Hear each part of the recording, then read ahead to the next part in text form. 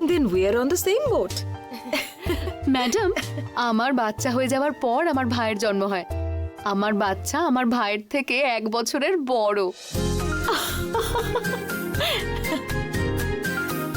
ঠিক আছে, একটা স্ক্যান করে দেখি, তাহলে আপনার গর্ভের সন্তান কেমন আছে বোঝা যাবে। Sure. মুখ থেকে খুব জল পড়ে নাকি, মানে সালাইভা? হ্যাঁ ডক্টর। টিস্যু রাখবেন। সবকিছুই ফার্স্ট প্রেগনেন্সিতে বলে দেয়, but still I am telling you. Exercise করছেন তো? Yes, sometimes. উইকলি 4 দিন তো আমি করি।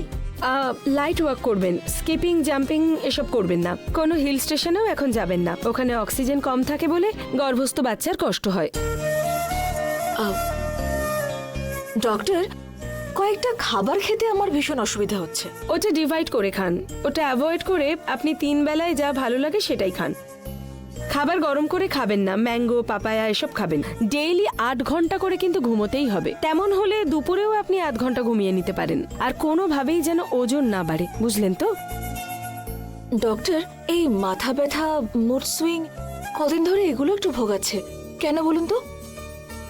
ক্যালসিয়াম কম থাকলে এই রকম মনে হয়। যে ওষুধগুলো দিচ্ছি খাবেন, আর এই অবস্থায় বাইরে কোথাও ঘুরতে যাবেন না, ঠিক আছে? I'll try to avoid it, doctor. Tension করবেন না। আচ্ছা, থাইরয়েড, লো বিপি এসবের কোনো ওষুধ খান নাকি আপনি? না ডক্টর। কটনের পোশাক পরবেন, লুজ জামা কাপড় পরবেন, টাইট জামা কাপড় একদম পরবেন না। ডক্টর, পার্লারে যেতে পারি তো আমি? এখন এসব অ্যাভয়েড করুন, ওইসব কেমিক্যাল থেকে স্কিনে অনেক সময়ই অ্যালার্জি হয়। ও শোনো, এনাকে স্ক্যানিং রুমে নিয়ে যাও। ঠিক আছে ডক্টর, চলুন ম্যাডাম।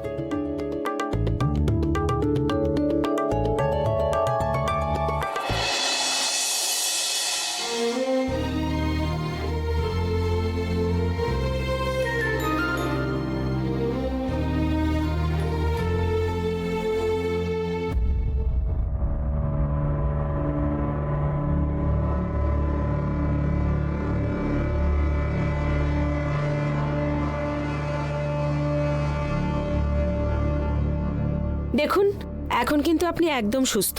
যে ওষুধগুলো দিয়েছি সেগুলো কিন্তু সময় মতো খেতে হবে, ঠিক আছে? রেস্ট নিতে হবে ভালো করে।